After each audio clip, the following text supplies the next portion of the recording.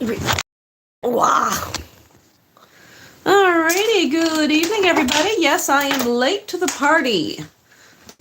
I was having such a good day just not doing fuck all after I did a bunch of shit that I thought I wasn't going to stop in, but I should do something, so I'm going to work on some cats. Add some noses and some whiskers. I had a lovely, pen that was pink for noses. Lost it, can't find it, so we'll work on this tonight for a few hours, or maybe just an hour, or maybe just till I fall asleep. I don't really know just yet.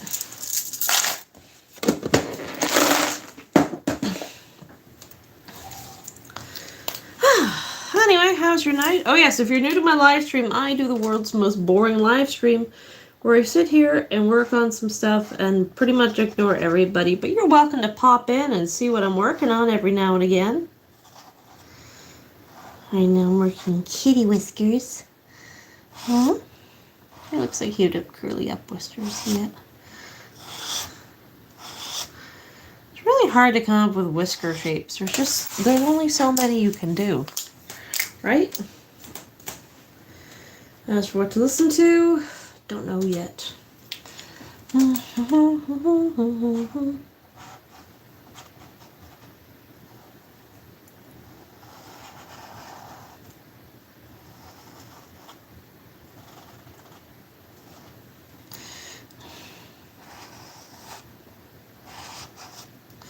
do more curly up whiskers, I guess. Wahaha, little front whiskers. I don't think that's quite it, but oh well. Let's listen to. I'll try this one for tonight. Do a fucks to give. Yes, but stop in every once in a while. See what I'm up to. See what I'm doing. See what I'm doodling.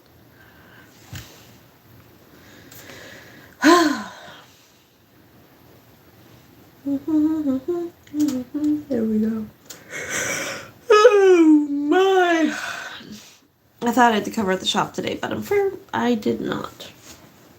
Okay. That one I want the sound on, and this one I want the sound off.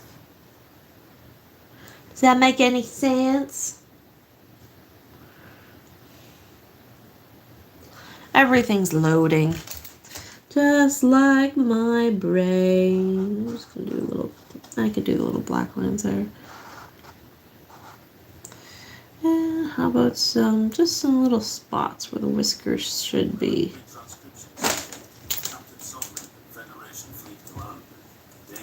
Standardized human time, October 27th, 2136.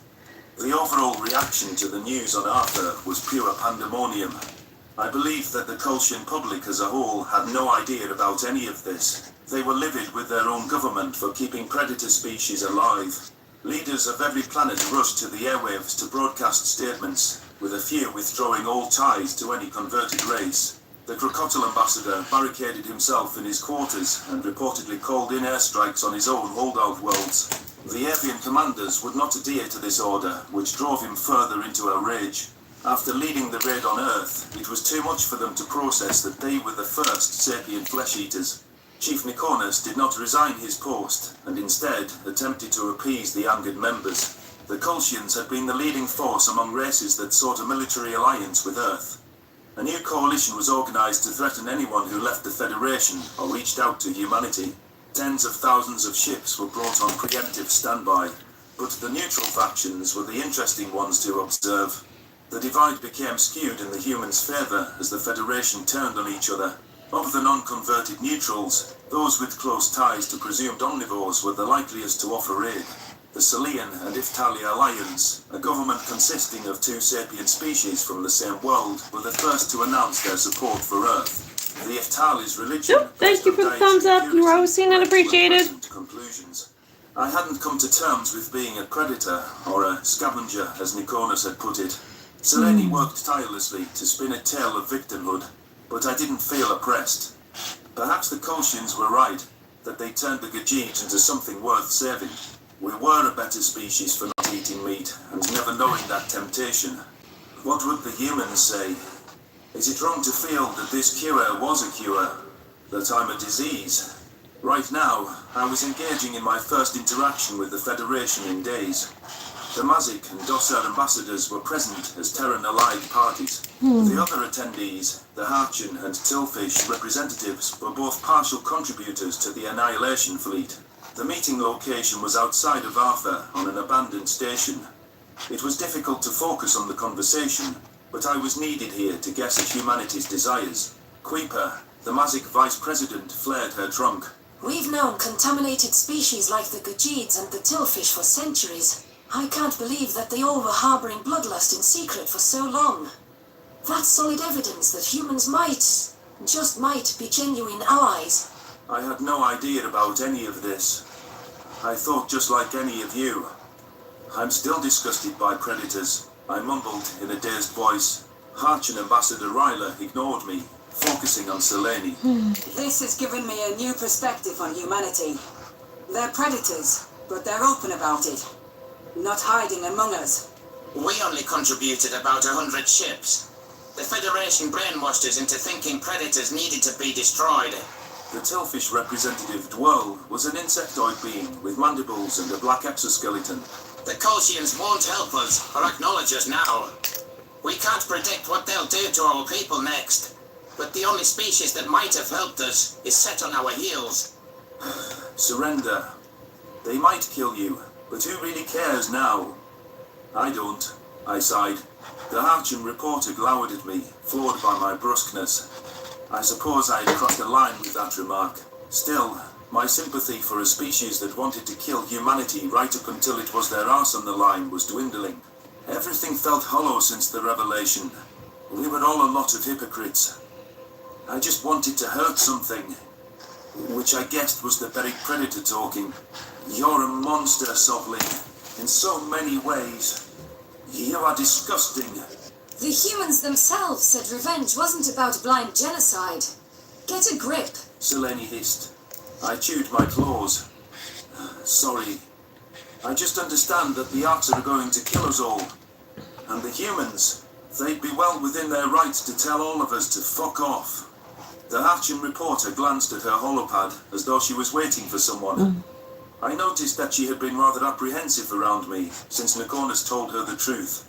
Writing off my temper as a poor attitude wasn't simple anymore. We had known each other for years, and now it was as if we were strangers. My ears detected a faint sound, like the patter of rain on a rooftop. Instead of coming from above, the light vibrations echoed through the floor. Something bipedal was attempting stealthy movement. My reptile friend showed visible relief as she picked up on it too. That suggested it wasn't Kolshian soldiers here to knock us off. Two human figures clicked open the door and turned their backs to us. They must be checking that nobody had followed them. What happened to Kelvin? Head to toe in full body armor with helmets that concealed their features. I could tell from the slight limp in the male step that it was Carlos covering the rear. The slender predator, likely Samantha, made a high-pitched sound. It sounded similar to a bird whistle and was followed by a hand wave. Attacking male ducked out from behind a corner, receiving the coast clear message. I was shocked at the condition he was in. There were gashes and contusions all over his silver hide. What did you do to him? Queeper shrieked with a trunk flare. Who invited you lot? Selene raised an arm. I invited them. Carlos inhaled sharply, tightening his fingers around his gun. That's the Takan ambassador, jailed and mistreated by the Kolshians. We broke him out while cantankerous Sovlin was snooping around. Oh, sorry. Old habit. The Mazik responded. Old habit. It's good to see you, predators. Ambassador Ryler was frozen at the sight of the predators. The humans were twice the height of an average Harchin before Gear bulked them up. She held a pen out in front of her with stiff arms, as if that would ward off gun-toting primates. To be fair, she was probably leaving this station in their custody, or in a body bag. Dwell took a different approach, and clicked his mandibles in a submissive note. He scuttled forward on his black, jointed legs, which connected to his rotund thorax. The Tillfish shook as he threw himself at the human's feet. His antennae quivered, and his beady eyes fixed on them, waiting for a reaction. Carlos jumped backwards with apparent fright, and barely kept his twitching finger off the trigger. Samantha shook her head, muttering curses and denials. A shudder rippled down her back while her legs seemed unsteady. The predator's response was bizarre, something I hadn't seen from them. Were the humans afraid? They'd never shown any fear of aliens, not since I'd known them. Hell, both of these soldiers had gone up against the worst the galaxy had to offer. Carlos was eager to go toe-to-toe with an Axa, throwing himself in its face without hesitation. Samantha jumped out amidst flames to turn the tables on exterminators. What in the Protector has gotten into them? This is almost comical that an insect species is what elicited fear from them. Dwell, back up. I think you're scaring them, I growled. Carlos took a shaky breath. More like freaking me the fuck out. I second that. Totally creepy, man. Samantha added. Selene, a little warning next time. Selene looked bewildered. Warning for what? The human predators watched warily as the Tillfish shuffled back on his spindly legs. The Takan representative was happy to take a seat, but the Terrans were hesitant to enter. Their posture, which was fluid and graceful under normal circumstances, had gone rigid as a board. They beckoned to me and Selene while swallowing more often than usual. The other representative stared as the Harchan journalist and I jogged up to the predators. The UN soldiers pulled us aside, keeping their voices hushed. Their body language suggested tension, and they kept shooting glances at the Tillfish. It was threat assessment. They wanted to be certain he hadn't moved. First off, great work with Nikonas, both of you. More on that later. Samantha cleared her throat. So, many humans find bugs and crawly things unnerving, or outright disgusting. I'm not sure I can talk to whatever that is. Seriously? You're afraid of them, not the Axa? Don't judge me. The deadliest animal on our planet is a tiny little insect called a mosquito. Worse than all those predators you hate. The human female hissed. Carlos nodded. Also, where Sam lives, there's spiders everywhere that are fucking deadly too. We've evolved to be afraid of them because they're venomous. I leaned back in understanding. They're your natural predators. That's kinda hilarious, to be honest. See? Now you know how we feel talking to you. Oh, fuck you, Sovlin. I could sense the female's mellowed eyes beneath her suit. Give us a briefing on that dwell, you called it. I need a moment. I took the knowledge of the predator's weakness away. This was the first time I'd ever seen their fearful reactions, and I hoped the humans could fight the irrationality. By the Protector's blessing, they hadn't even referred to the child-eating Axa as a depersonalized it. It wasn't clear how they'd react to an enemy species that set off internal alarms. Selene piped up with a bashful expression. Dwell's species is called the Tillfish. They're one of the modified races, we think. They were the smallest contributor to the attack on Earth with a mere 100 ships. They attacked us, so we can kill them with a clear conscience. Thank the Lord. Samantha mumbled. Carlos crossed his arms. I doubt they're all complicit. Everyone wanted to kill us because we looked creepy, Sam. Let's not be like that. I'm good now. So let's talk to the giant spider ant thing before making decisions. The female predator snorted. Sure, why not? Just another Friday with the Peacekeepers. See space. Meet exciting new people, they said. It'll be fun, they said. Samantha shook her head and strode into the room with careful steps. She seemed to be mapping an exit route if needed. Neither human took a seat by the table. There was no doubt the assembled representatives had noticed their jumpiness. I hoped the Terrans could get it together. Perhaps it would be best to force Dwell to leave the proceedings before someone got hurt. Alara, the Dossa diplomat, chittered from atop the table. Hailing from the most diminutive species in the galaxy, the size gap was a difficult hurdle to overcome. The Dossa hadn't believed humanity's tale about their representative's death and broke off relations with Earth. However, after Nikonas affirmed Kolshian culpability on tape, the rodents were back at the bargaining table. Now that is adorable. Carlos decided. Look at those little ginger mouse ears. Hi. Alara shuddered at the predator's roar. No! No! Please! No eat! No eat! You want to step outside, buddy? I asked gently. The rodents scurried away at once, and the humans slumped their shoulders. You're a lot bigger than him. Take heart, though. The Dosser are one of your original allies. The male soldier sighed. He is tiny. So much for... Excuse me, O Supreme Predators. I beseech your mercy humbly. I apologize for my unworthy display earlier. Dwell clicked his mandibles with adoration, but had the good sense to keep his distance this time. I will see that all 1,500 of our ships are turned over to you. Anything we have, including our territory, is yours. Please accept the Tillfish's unconditional surrender, and just let my people live. Samantha rubbed the back of her neck, a self-soothing gesture. Yes, we will pass along your surrender. Deliver your ships to the Sol system and await our decision. We're under no obligation to show you mercy, Bug. The Tillfish adopted a mournful expression, but didn't argue with the human's curt reply. If the Predators were thinking straight, they'd see the pragmatism of accepting that offer. Assimilating the insectoid ships into their decimated armada would help them get back into the war. It would also set a precedent, so other enemies might surrender without a fight. Ignore my counterpart. Humanity recognizes your surrender and will give the civilian presence full consideration. Carlos put in. Sam, I hate what they did to us, but the Federation has these people indoctrinated. They're not all bad. Look at Selene versus her race. The reporter tilted her head. Thanks. Don't mention it. I extend the same offer to your ambassador for your sake, Selene. Perhaps Ryla has a bit more regret now than she did on your recording. Yes.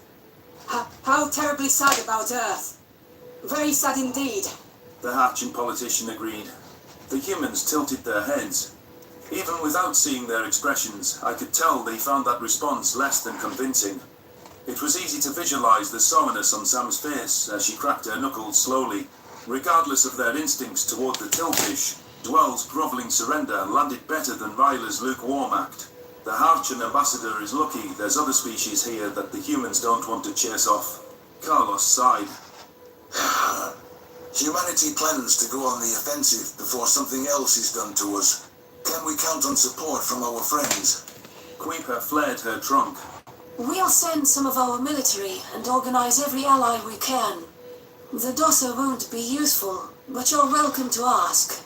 Us Mazics will lend our ships and our army to your command. And I'm sure that Takan can clear the air with his government too. I agree. It's time to take the fight to the Federation. We are not their toys. Immigrated Takan spat. Humanity can lead us out of this darkness. They will. They must. My spines bristled at the thought of war.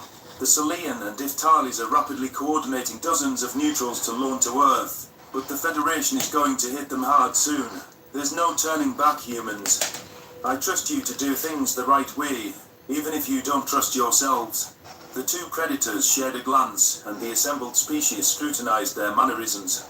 I contemplated how humans were the only purpose I had left. Serving my debt to their kind was all that kept a wretch like me going. This was about vindicating an innocent race. None of my personal history mattered anymore, since everything I ever believed was a lie. Samantha cleared her throat. Time to go home. Come along, Sovlin. And Selene, if you want. There's a lot of plans to be hatched. War was a terrifying prospect, though the humans didn't share my trepidation.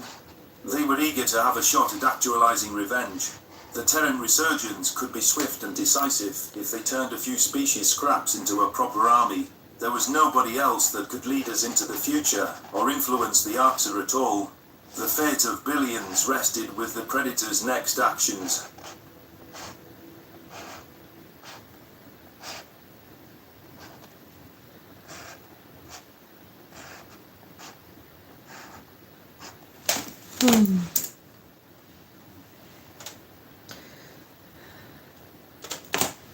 What do you get when you take 8 guys, 10 blades, 4 weeks, and a goal of finding the world's perfect shaving technique? This episode. Today we're teaching you the ideal style of shaving, and the answer will blow the hair clean off your face.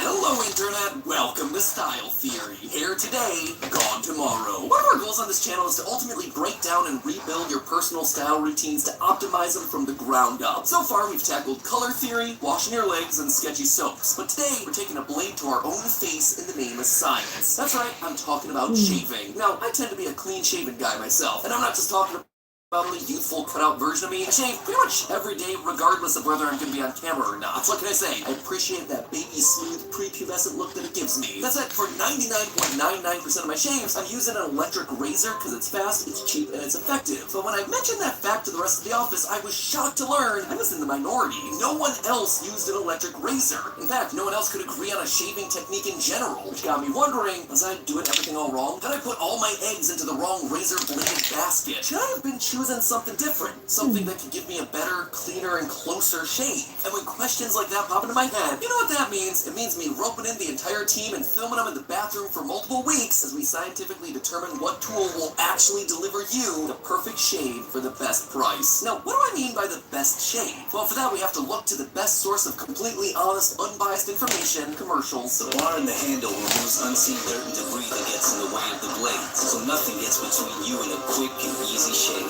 Products to help a man look, feel, and be his best. Mark 3 from Gillette. 3 blades, specially positioned to shave progressively closer. You take 1 stroke, it takes 3. Now, those are all very intense, and surprisingly, they don't really tell us all that much about what a perfect shave really is, except that it should be as close as possible. But what exactly does it mean for us in our experiment? Well, the way I see it, the criteria for a good shave really breaks down into 3 main categories. First and most obviously is the razor removing the hair as close to the skin as possible, leaving behind a smooth, hairless face without any sort of nick or irritation. Second, time. How long is it taking you to achieve that shave? And thirdly, what's the cost of that shave? A 10-bladed razor might give you the best, closest shave of your life, but if it costs you $100 per shave to do it, is it really that worth it? Oh, also extra bonus points if I feel like I just wrestled a bear after shaving. Based on what all of the commercials are telling me, I should probably be feeling my testosterone surging through my body after I finish taking that sharp metal piece and rubbing it against my face to remove teeny tiny hairs. Seriously, I cannot stress how very important it is to these brands that you know that they are very manly. You're about to get shaved!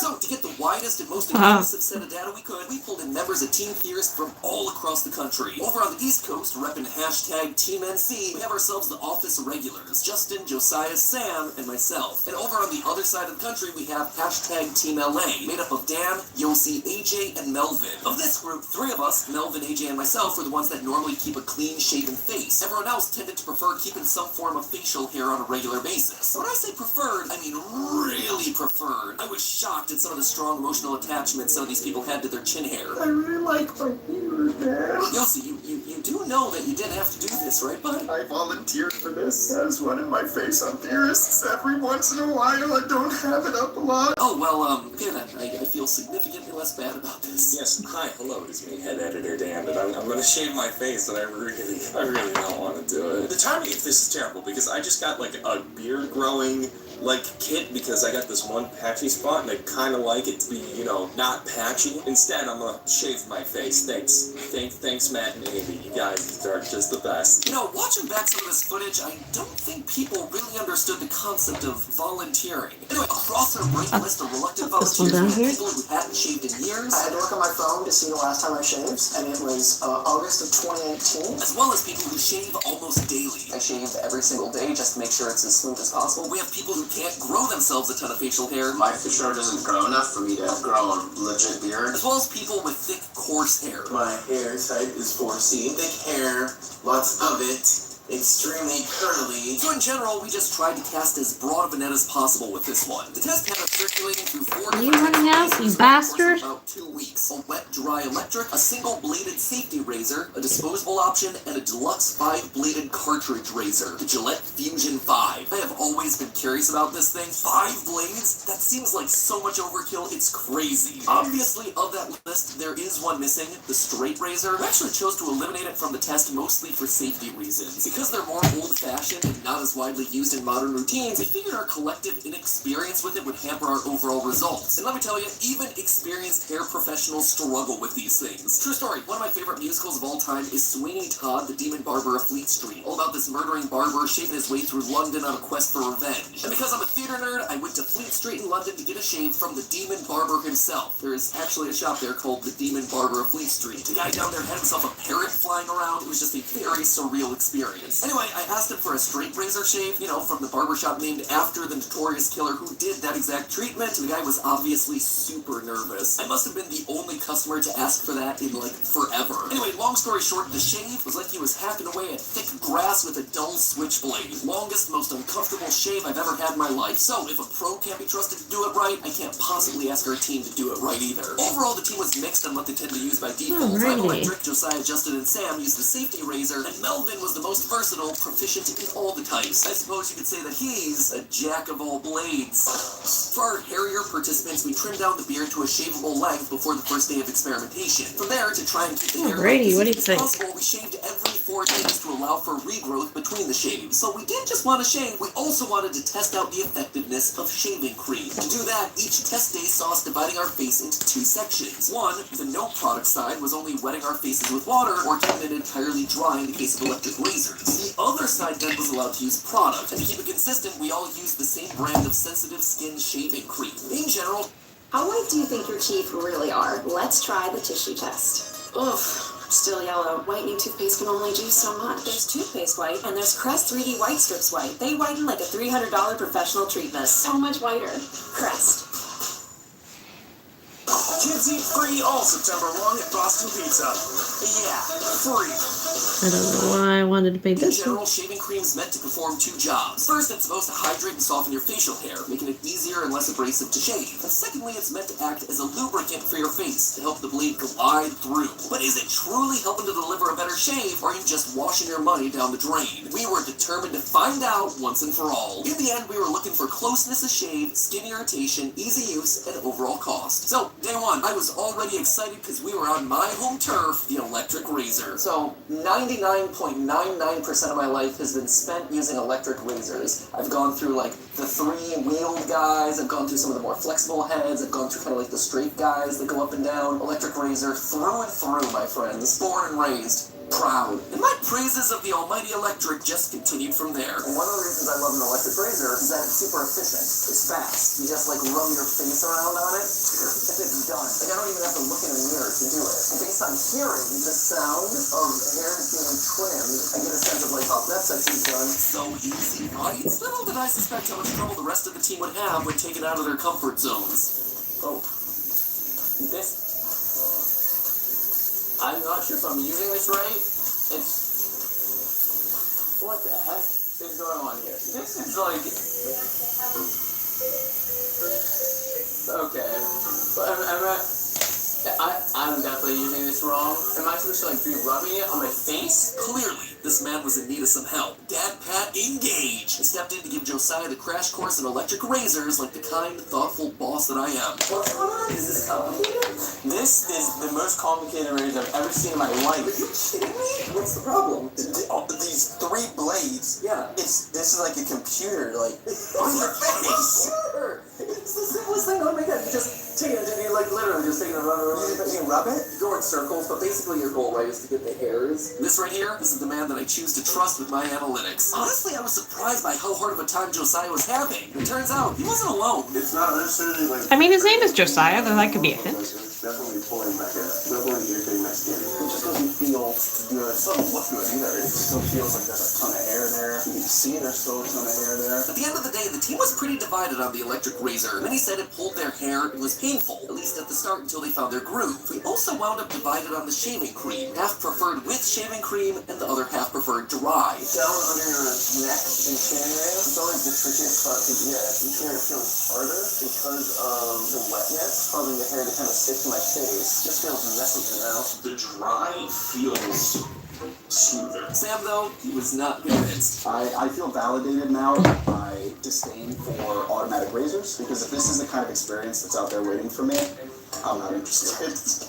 I'll pass. But thank you very much. So, at the end of testing day 1, I was unable to convert anyone to Team Electric, but I think everyone walked away pleasantly surprised by how smooth their faces were able to get with the fresh blades and the electric razor. Testing day 2 brought us to the one-bladed safety razor, which meant that the tables had turned on me. I'm actually really nervous about this episode, because it's going to show off how little I know about how to actually shave my face using a normal razor. Like, I'm glad that everyone else on the team is providing extra data points for this, because me doing it just naturally is going to give you a false estimate. Luckily, Josiah was there to coach me through, just like I had done for him a few days prior. It was time for the student to become the master.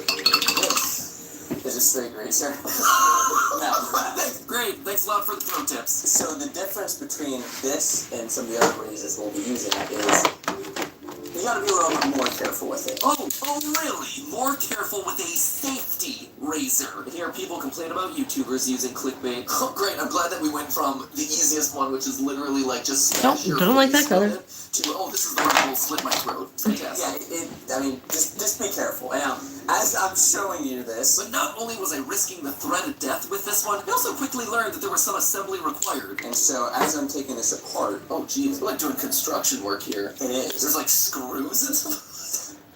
There's like screws and stuff involved with this thing? Oh my gosh. And so This does feel like a much more masculine razor, I will say. Like, I look at this thing and I'm like, oh yeah, this is literally a tool in a toolbox. Look at this thing's like as heavy as like a ratchet. You know, like a wrench or something. As a matter of fact, I keep it right by my hammer. Wait, are you... No. Truly, the testosterone score on this one through the roof. After getting the cliff notes on how not to cut off huge chunks of my flesh, I then learned that there were even more caveats to this thing. I know you're gonna love this, right? This just adds to this razor. You can't use this for like, a few weeks straight or a month straight or whatever. Like you can get there with the disposable razor. This you're changing like every week. Every week you're buying yourself a new blade. And there's some guys I know who change out the blade every day. What? How much does it cost? They're dirt cheap. Okay, that's good at least. Clearly I was talking to a man who had been fully brainwashed by this razor. And the other nice thing about them is this. Now I just feel like a salesman for these. Hashtag not spot. They come wrapped so nicely. I like that a lot of the sales of this though are like the accoutrement around it. Like, ooh, it's a heavy blade and ooh, it comes individually wrapped. But is it different? Good question, mate.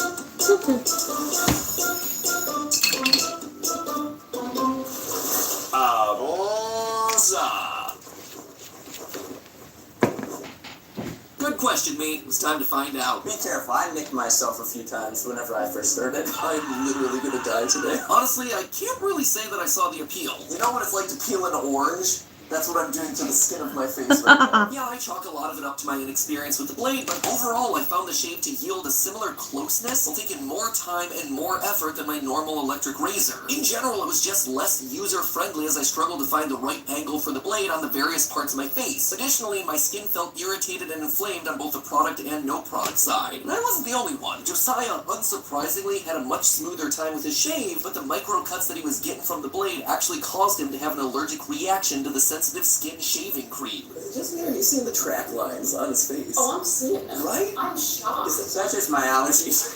Wait, is that really? Yeah. Because I'm noticing the red marks where you were stroking. That's not you cutting your face, that's like an allergic reaction to A little bit of allergic reaction to the product. Yeah. That's right, Josiah got such a close shave with his safety razor compared to the electric from day one that his skin was reacting to the shaving cream in a brand new and not so great way. Speaking of pain, I think it's a good time to mention technique. The most recommended method when shaving is to shave with the grain of your hair. What this does is decrease your likelihood of irritation because you're not pulling or ripping at the hair. If you do need to change angles, experts recommend shaving across the grain as your cleanup method. And whatever you do, avoid going against the grain whenever you can. Unless, of course, you're stubborn. Your name is Sam. So I like to do both with and against the grain because I think it gives you a much better, much smoother face. But I usually will start with the grain unless I'm doing my neck because then it's just all bets are off. Sam, always the rebel, a team theorist. That said, all the testers seem to be faring pretty darn well. It's getting everything.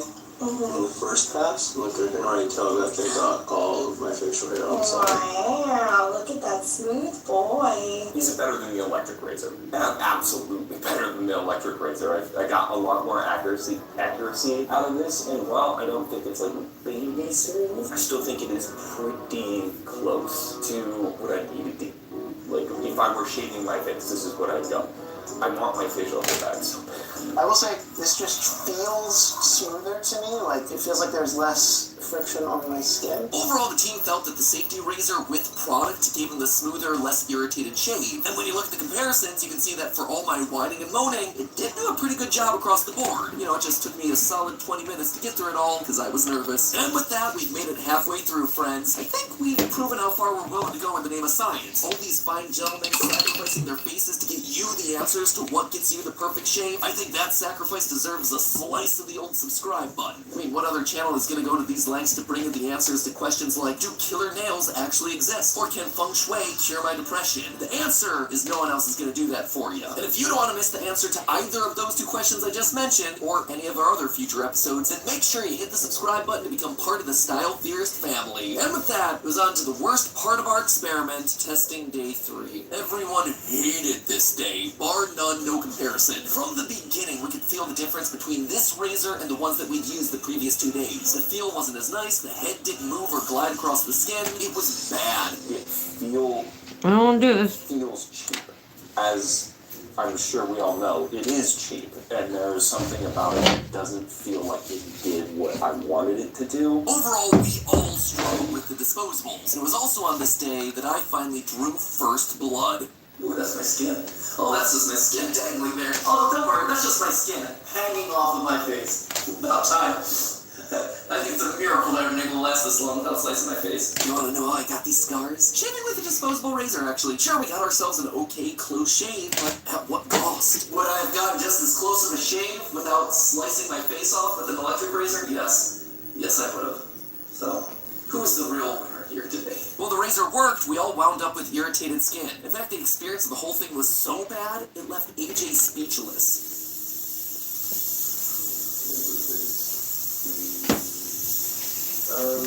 Yeah. What may have made this process so hard for AJ is that he, like many other people out there, has extremely sensitive skin, and the disposables were not kind to it. My experience afterwards is more than what most would say. I actually get something called pseudophiliculitis barbae. For all us laymen, that means that he has an extreme version of razor burn. It's when your skin gets inflamed after shaving and starts to form a bunch of tiny red dots, sometimes called razor bumps. Depending on your skin sensitivity, this can range from irritating to extremely painful. And while the other razors hadn't given him trouble, this one left him feeling like he'd just gone 10 rounds with a butcher's knife. The only question that we were left with was whether the extra skin irritation was worth the presumably lower price point of the disposable razors. I'll run those cost calculations near the end of the episode. For now, let's just take the L on day 3 and move on to our final testing day. And I gotta say, after the disastrous day 3, day 4 was a relief. It was time for the big boy, the Mega Blade, the Fusion 5. I remember seeing these things on TV as a kid and thinking that they were like the coolest thing ever. I mean, just like a commercial. Introducing the miracle of fusion, a revolutionary technology and a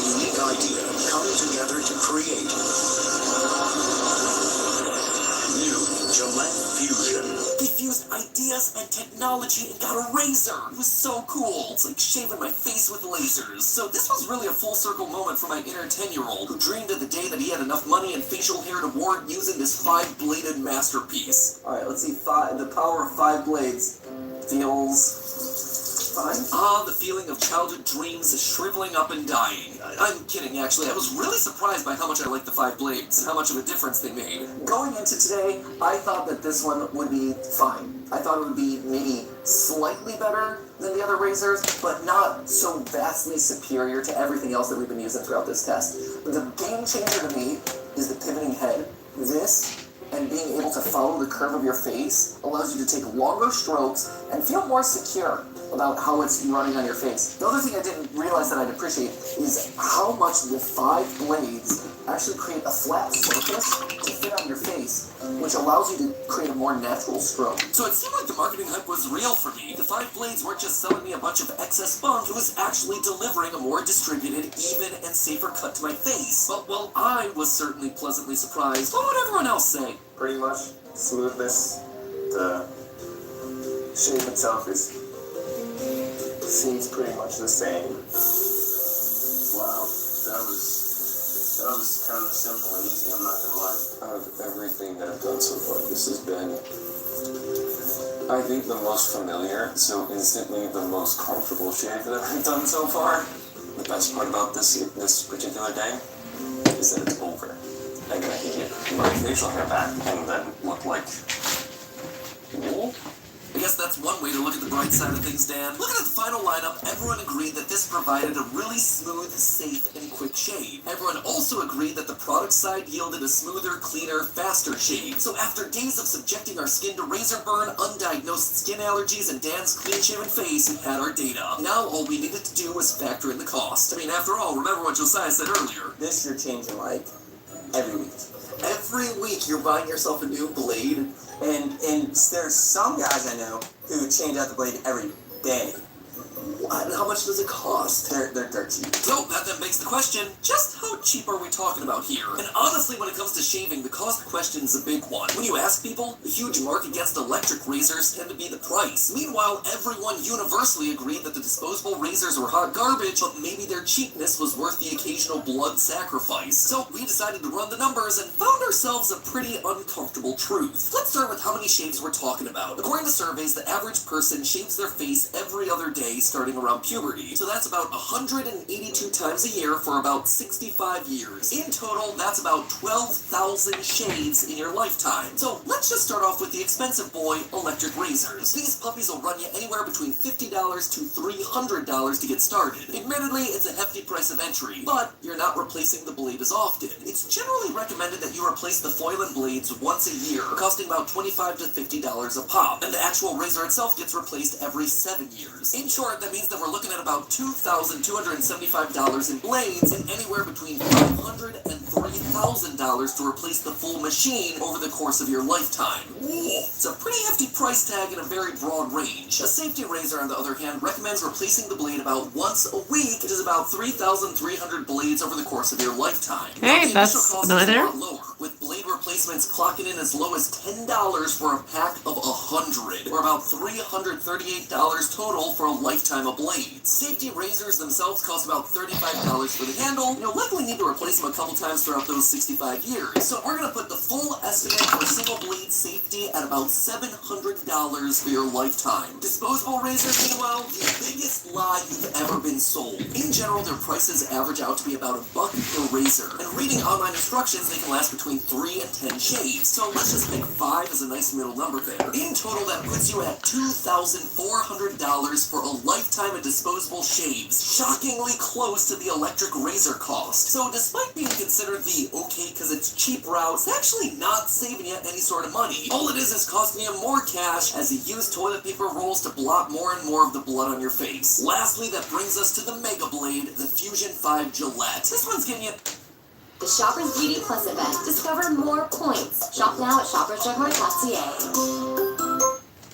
This one's getting you about 20 shaves per cartridge, according to the website. And boy, are these refills pricey. A pack of 12 is going to cost you the absolute painful $48.99. And that means that you're paying around $2,400 in just replacement cartridges, giving us a total of about $25.40 when you factor in replacing the handles as well. So let's just see those ranked from most expensive to least expensive. The safety razor wins this one by a massive margin. It is half the cost of the second place razor. The rest, though, fall into a surprisingly similar territory. If you eliminate the super high-end electric razor, every single other option is... Alright, I'm pretty tired, so I'm gonna step out for the night.